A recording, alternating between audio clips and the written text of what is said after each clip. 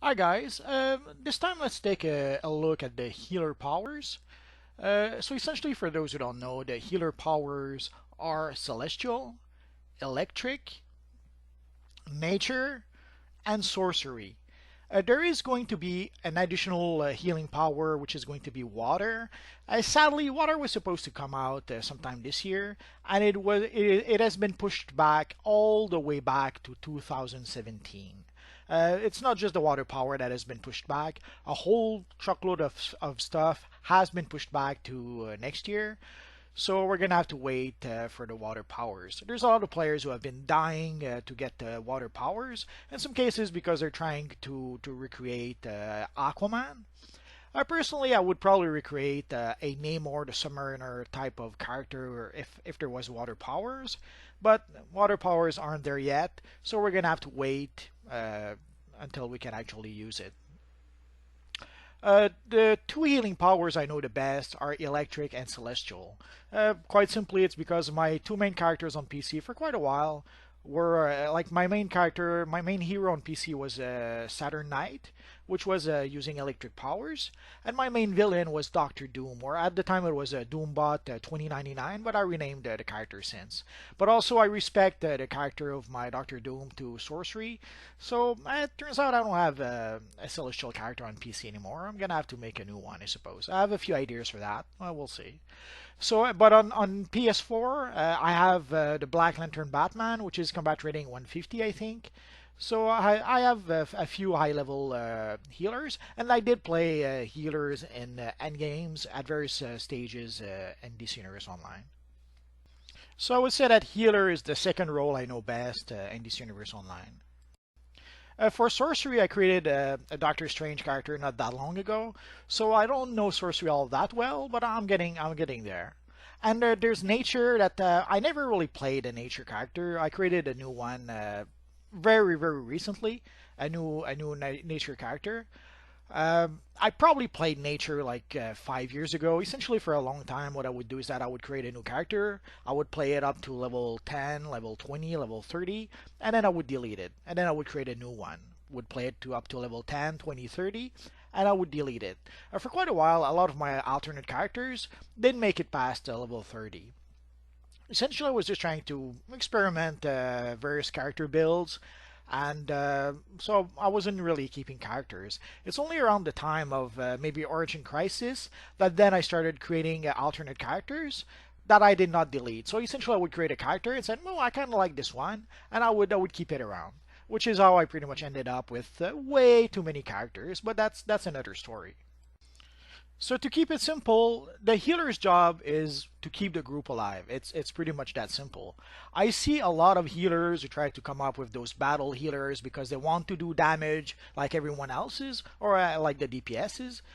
Sadly, most I haven't seen any battle healers who did a good job. Usually the battle healer doesn't really heal very much, so you have to pretty much be self-sufficient or you're going to die, and they barely do any damage. I've seen so many battle healers that I would do more damage with my Magneto, which was a controller. My Magneto wasn't even a battle controller. It was just a simple controller, and very often I would end up doing more damage than those supposed battle healer. And also, battle healers often end up burning a lot of power, so they usually end up being a strain on the controller. So the controller has to work like crazy to try to give them power. And the first thing they do is that they'll burn their power trying to do DPS. And even then, after burning a truckload of power, when you look at the scoreboard at the end of the mission, they barely do any damage. So I'm not a big fan of battle healer. I'm not a big fan of battle troll and battle tank either. So I would strongly suggest if you play a healer, please play a healer. If you want to play a DPS, play a DPS. That there's no problem with that. But if you play a healer, please play a healer. And the same with controller and tank. If you play controller, play controller.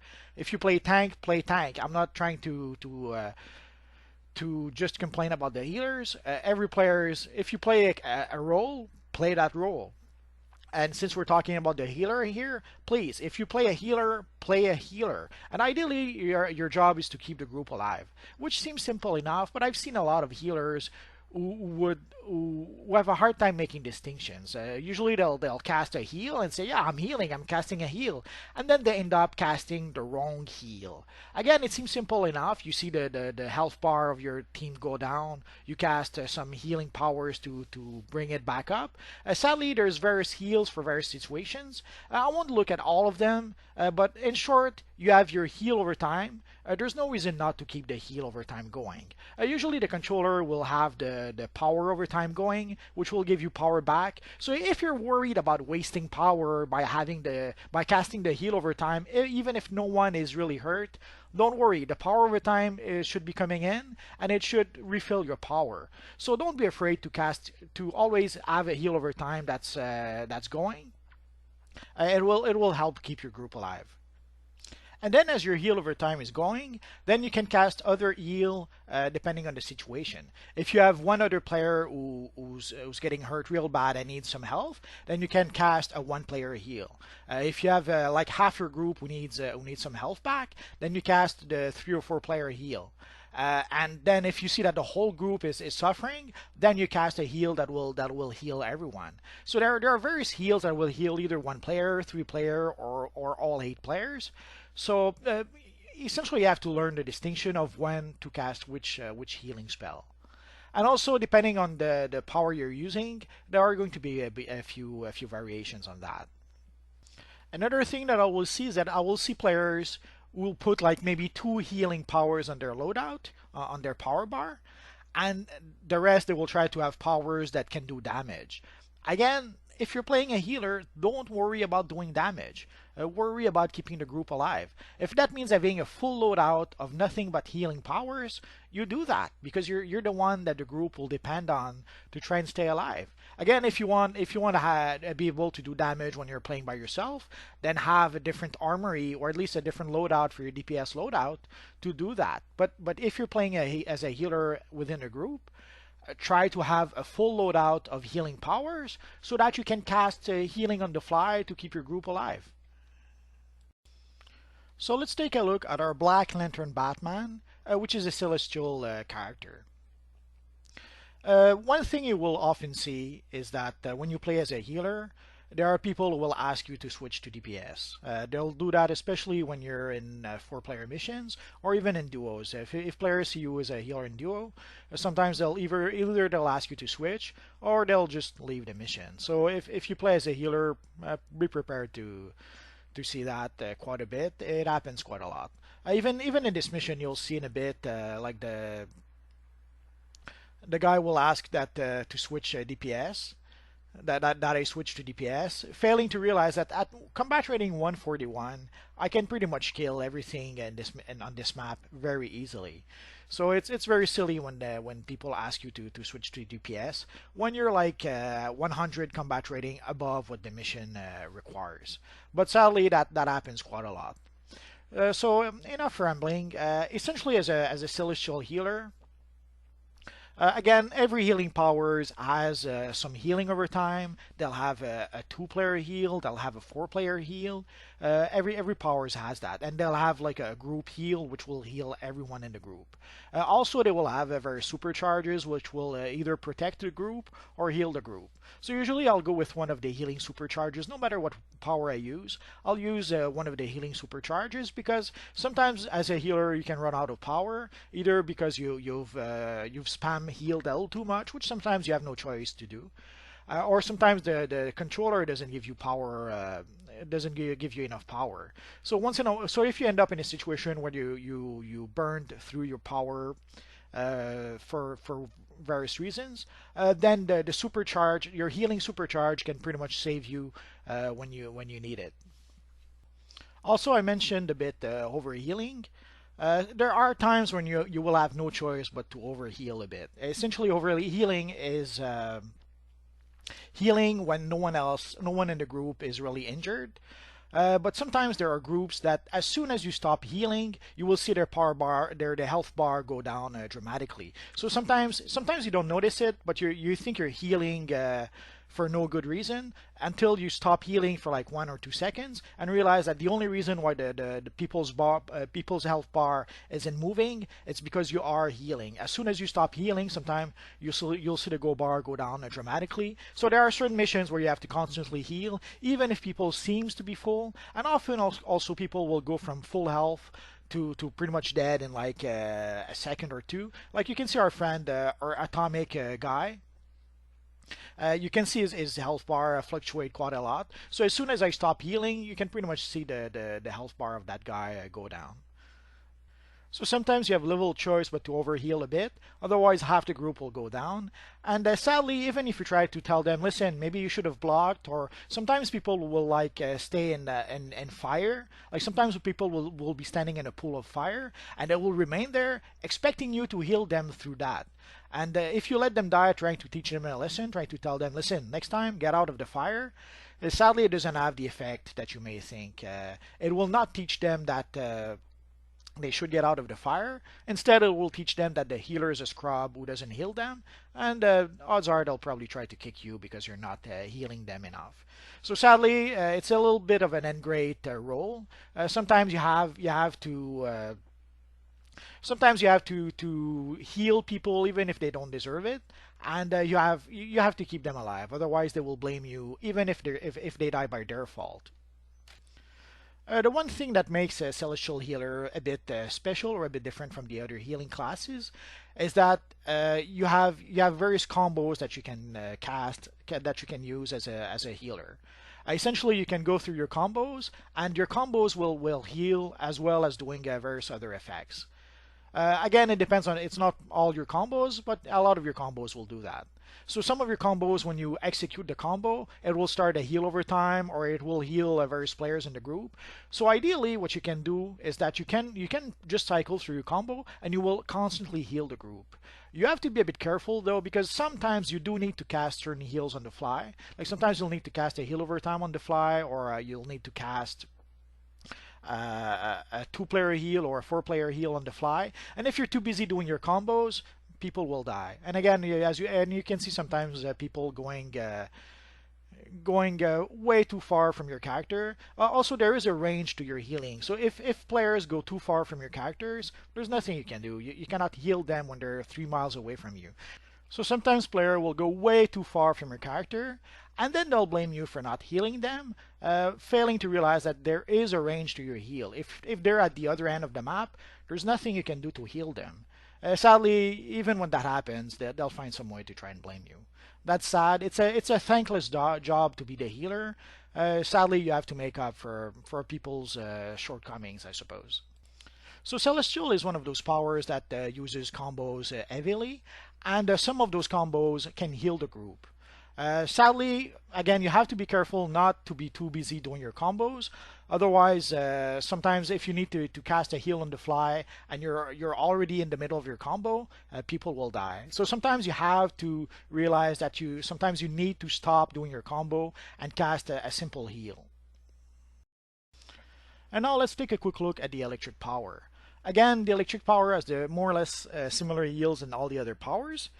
So you have your heal over time, you have your 2-player heal, your 4-player heal, or your group heal, which will heal everyone in the group. So depending again on the situation, ideally you want to cycle through your heals and cast the heal that you need at the appropriate time. Although one of the distinction of the electric power is that even its heal over time can work as what is known as a burst heal. Essentially, you have your heal over time, which you will cast, which will give a little healing every few seconds for maybe 20 seconds, as opposed to a burst heal, which will give a lot of healing in just 1 or 2 seconds. But in the case of the electric healer, its heal over time will work as well as a burst heal as it will work as a healing over time. So as soon as you cast your healing over time, which is galvanized, if I'm not mistaken, you will give a lot of health as soon as you cast Galvanize, and then the healing over time will start, and then will give a bit of healing every few seconds. So Galvanize is more or less a burst heal and a heal over time all in one. So it starts pretty much as a burst heal, and then it gives a bit of health over time, and works as your healing over time as well. And of course, I always try to have a healing supercharge, which usually ends up saving me and or the group if I end up running out of power for any reason. Ideally, as a healer, you want to manage your power consumption, and also ideally, if you can, you try to use weapon masteries if possible. So you'll do a weapon mastery combo, you'll cast a heal. You'll do a weapon mastery combo, you'll cast a heal. Again, the same as with the celestial healer, you don't want to end up being too focused on your weapon masteries combo that you forget to heal at the appropriate time. So if you see that the group is about to die, don't finish your weapon mastery combo. Stop your weapon mastery combo even if you're just halfway through, and cast some heal if as needed. There's no point in letting half the group died just because you wanted to finish your weapon mastery combo. If you can, do your weapon mastery combo and then cast a heal. But don't wait until you finish your weapon mastery combo to cast your heal if your group is in trouble. If your group is in trouble, stop your weapon mastery combo and cast a healing right away. That's the main job you're supposed to do. You're supposed to keep the group alive. So do that. It may seem obvious or self-evident, but I see that very often. Very often, I'll see healers who are so busy doing their weapon mastery combos that they forget to heal. So again, if you're a healer and you're doing your weapon mastery combo, that's fine. If you can save a bit of power by doing a weapon mastery combo between each heal, that's perfect.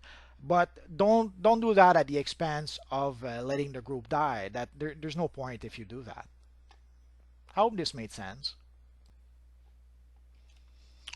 For nature, I will keep that simple. As I mentioned before, I never really played a nature character. Like I probably played one to level, I don't know, 20 like 5 years ago. And first, whatever I did at the time doesn't really matter anymore. The power changed probably way too much since then. And it's been so far away that I barely remember it anyways. Ideally, the every healing powers have a healing over time. They will have a 2-player heal, a 4-player heal, and group heals. So at the very worst, if you just cast your healing over time and then cycle through your various heals, you should do fine.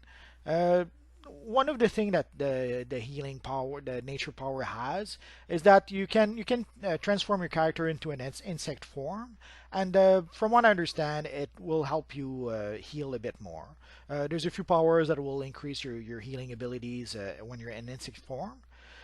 So odds are you probably want to use that. Most nature players I've seen usually they'll transform into insect form. It's pretty. I don't think I've seen many players who play as a healer who don't turn into an insect form. Right? That seems to be the default mode that most nature player will use. So I've been toying with various ideas to make a nature character. Ideally, I'm toying with the idea of going with the Plant Man, the evil master of nature from the Marvel universe. But it was either that, or I was toying also with the idea of going with the Black Prowler, essentially the werewolf from the League of Monsters. Because there is also a form that you can turn into with nature, which is a wolf form or some sort of werewolf form. So I was toying with the idea of maybe using that, but I will see. So essentially, for the nature character, all I can tell you is that cast your healing over time, cycle through your healings, and that you should do fine. And usually, nature healer seems to transform into their insect form, but that's pretty much as far as my knowledge goes when it comes to the nature power, and especially in for the healer part. And last but not least, we're going to take a look at the sorcery power. And here you can see the awesome Doctor Strange that I made just a while ago. Again, same as all the healing powers. Sorcery has a healing over time. It has 2-player heals, 4-player heals, group heals. It has healing supercharges that you can use. So again, at worst, if you only use those powers, you'll be fine. Sorcery is one of those powers which is known as a pet power. Essentially, you will summon what we call pets. You will summon essentially various summons that can help you in the game. Sorcery is one of those powers which is known as a pet power. Essentially, you will summon what we call pets. So you will summon various creatures that can help you in the game. For example, as a DPS, you will summon what is known as a Fury, which will do quite a lot of damage for your character. As a healer, the summon you will most likely use is known as the Watcher. Essentially, it's a little orb, like an eye, which follows your character around. And this eye will attack enemies, but also it will heal itself, and it will heal yourself and members of your group if need be. So your Watcher should help you try and keep your group alive. Although just a fair bit of warning, later in the game there were quite a few missions when you would see players asking for healers that were not sorcery healers. The main reason for that is that your heal over time as a sorcery player usually ends up being like a glyph or a pillar that you put in a certain spot, and then it will heal everyone around that spot, around that area. The problem is that in many instances, the fight will move around. So let's say you put down your heal over time in one spot, and then the fight move to another spot. Well, your heal over time will not help anyone. Essentially, sometimes the fight will go way out of range of your healing over time. The best way I've seen to try to bypass that is to have multiple healing over time in your loadout. Ideally, if you can have at least two, that way, if the fight moves to some other part of the mission, then you put your second heal over time on that spot, and then you can heal your group. And then if the fight moves again, by the time that the fight will have moved, odds are your first healing over time will be ready to use, so you can cast that one again. So ideally, for the sorcery player, you may want to have more than one heal over time in your loadout, so that if the fight moves around, you can always have a heal over time to put where your group is. So sadly, that's one of the drawbacks of playing as a sorcery player, and there's a lot of players who will decide not to have a sorcery healer in the group. So in short, the sorcery healer has pretty much all the standard heals, but his healing over time is usually confined to one spot, so you may want to have more than one healing over time in case the fight moves around. And also you will have your little friend, the Watcher, who will follow you around. So again, trying to keep your friend, the Watcher, alive might be a good idea also. So that pretty much covers the healing powers that we have right now. Again, in 2017, we should have the water power at some point. Sadly, there's no words as to when we're going to get it. Are we going to get it early in January, early 2017 in January? Are we going to get it in June of 2017? Are we going to get it in December 2017? At this point, there's no way to know. Again, we thought we would get it this year, and we thought we would get it like this summer during the Aquaman seasonal. It would have been perfect, like during the Aquaman seasonal, to add the water power would have made much sense thematically speaking. Sadly, the whole thing was pushed back all the way down to 2017, and again, we have no idea when in 2017. Will it be early 2017? Will it be late 2017? Heck, will it be pushed back in 2018? We have no idea. So right now the healing powers are celestial, electric, nature, and sorcery. So these are the four healing powers that we have right now. And again, I hope it made some sort of sense the way I explained the various differences between those powers, but ultimately at the end of the day, they can all work more or less the same way. If you cast your heal over time, and then if you cycle through your other heals, your 2-player heals, your 4-player heals, and your group heals, if you just cycle through those as needed, you should do fine. Again, have more than just 2 healing powers in your loadout if you're playing as a healer. Ideally, have all 6 powers that can heal. That way you will have everything you need to try and keep the group alive. And again, don't focus on doing damage. Focus on keeping the group alive. That's the most important part if you're the healer of the group. Let the DPS worry about doing the damage. That's what they're there for. Ideally, try and keep the group alive, but of course, you want to have fun also. So that's pretty much it for now, guys. So thanks for watching, and hopefully I'll see you guys next time. Bye bye.